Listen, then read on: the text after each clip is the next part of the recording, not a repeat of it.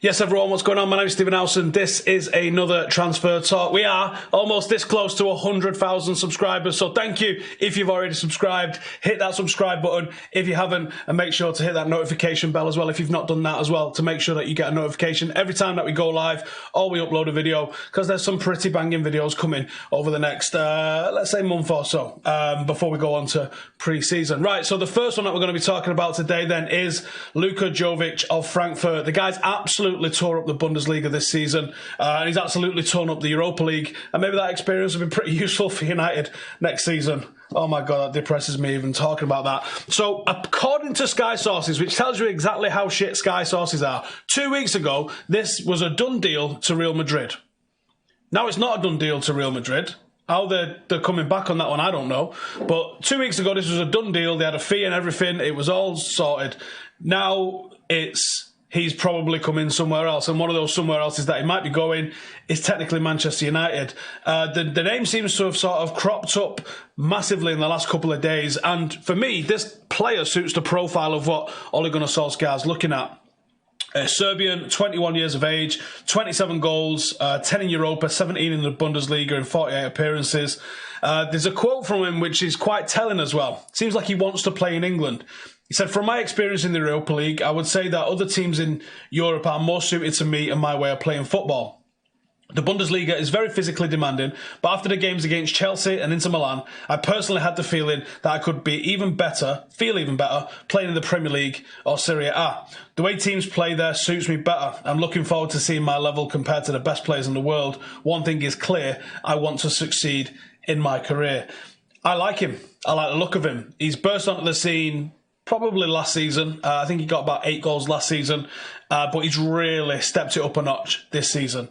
Likes to play the ball on the floor, is nice and combative. This is a player that I could definitely see integrated into the forwards that we've got and playing the sort of style of football that I think that Ole Gunnar Solskjaer wants to play. So we remain to see what happens on this one. Is he going to Madrid? Maybe. Maybe he is. Maybe that it is actually all but done and it's just going to be announced in the next few days. But there has been a few links that are sort of linking him to the Premier League, probably on the back of the quotes that he's mentioned the Premier League. But his name has started to appear being linked with Manchester United. I, for one, would definitely take him. But it looks like those links with Madrid are very strong, with Sky even saying that the deal was done 2 weeks ago, which it clearly wasn't. The next one that we're going to be talking about then is, of course, Matthijs de Ligt. So United now face stiff competition from Paris Saint-Germain. Unfortunately, Paris Saint-Germain is one of those that you go, can believe it. Raiola. And can we mention this as well? People are going on about Raiola's banned from being an intermediary in football. He will have other people that will put their name on the paper as the intermediary and take that money or a section of that money and pay Raiola a commission for being able to do so. They'll probably get weighed in proper for doing it. But look, there's ways and means around this. Raiola being banned for this transfer window won't affect his business in the slightest at all. He'll probably just put an extra 1% on everything for everybody to make sure whoever's doing it for him gets paid. Now, PSG enter in the race. According to the Telegraph over in Holland, they're willing to reach Ajax's £75 million valuation and are also happy to pay the commission demanded by Raiola. Problem with that? You know they'll pay it. You absolutely know that they'll pay it. You absolutely know that they'll try and attract big names. You absolutely know that they're willing to pay ridiculous money. So you go, that's a threat. What's to stop him choosing Paris over us? Absolutely nothing.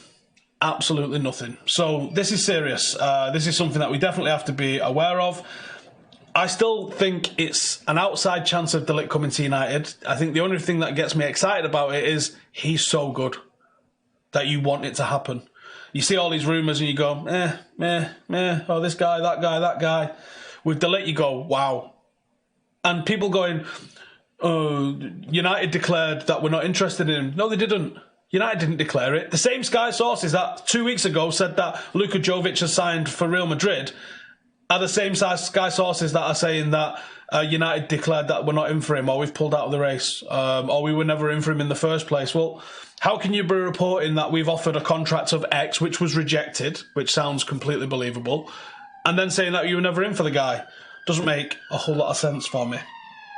Right then, the last one that we're going to be talking about is an out. Not been so much in terms of outs. That's been a lot to talk about, really, in terms of definite ones. It seems like we're struggling to offload Alexis Sanchez. It seems like we tried to get Inter Milan to take Alexis Sanchez, and we hadn't quite managed to do it. Now, Gazzetta dello Sport are saying that Lukaku has agreed personal terms with Inter and he's willing to take a pay cut. United reportedly value him at close to 62 million. Not sure how that valuation has been arrived at. It says the Italian Giants guaranteed their Champions League spot on the final day of the Serie A season on Sunday, and Antonio Conte set to take charge at San Siro. Now, Conte obviously wanted him when he was manager at Chelsea. 15 goals in 45 games, 4 assists, about 200 minutes per goal for Lukaku. Wasn't his best season. Did feel like he downed tools. Everybody else sort of had their game improved, or we saw the better side of their game, at least in that first few months under Ole, and we didn't with Lukaku. And it's a massive shame. I think the lack of pre-season massively affects him. I think the lack of a crossing winger really affected him. I think there's been other issues, like the putting on a load of timber for the World Cup was a bad decision. And it just hasn't worked out for him. He was a Jose Mourinho signing, and Jose Mourinho signed him with a view to playing a certain style and bringing in other players that would complement that style. And I don't think his style really suits this Ole Gunnar Solskjaer team. And you know what? I feel like he'd probably get his act together this summer and absolutely smash it next season, especially with somebody like Perisic banging balls in for him. I would expect him to probably outscore what he's done in a United shirt when he goes to Inter next season. He is a very clinical striker, and people don't want to admit that because there's other areas of his games that aren't strong. But he is an absolutely clinical striker. His decision-making in the box is one of the highest levels. Other areas of his game aren't quite up to that sort of standard, which is why I don't think he's going to suit Ole Gunnar Solskjaer's system. And it's a shame that it didn't work out for him, to be honest, because I was well excited when he came in. I thought, this is going to be the guy. But different manager, different philosophies, different way of playing, and it didn't really work out for him last season. I think that he's probably very, very likely to be on his bike. Hit me up with some of the questions that you've got in the comments, and I'll come to those in a second. But that's the three that we're talking about today. I did want to talk more about Moussa Dembele. I did think he was going to be one that today's transfer video would be on, to be honest. I thought that was going to start developing a little bit this week, but there's been nothing new on him. So we'll see. Lukaku has signed with Puma, enough said. What does that even mean? Perisic doesn't cross. I mean, Perisic does cross. He does cross, so I don't know what you're on about with that there. Any word on Partey? There's been no word on Partey. If there's any new news, that's why we're doing these, is to put the new news in them, and there hasn't been. Andrew says Rom has to go. He has too many negatives in his game to rely on a club like ours. No hold-up, awful first touch. Static, doesn't make enough runs. Do you know what? This is going to sound mad, but he actually makes a hell of a lot of runs, and we've scored goals on him making runs and moving defenders out of the way, but he only comes alive in that last 10 metres. Only comes alive. His movement in build-up play is non-existent, but his movement inside the box when people are starting to move around and get into position is actually top. But that's the one.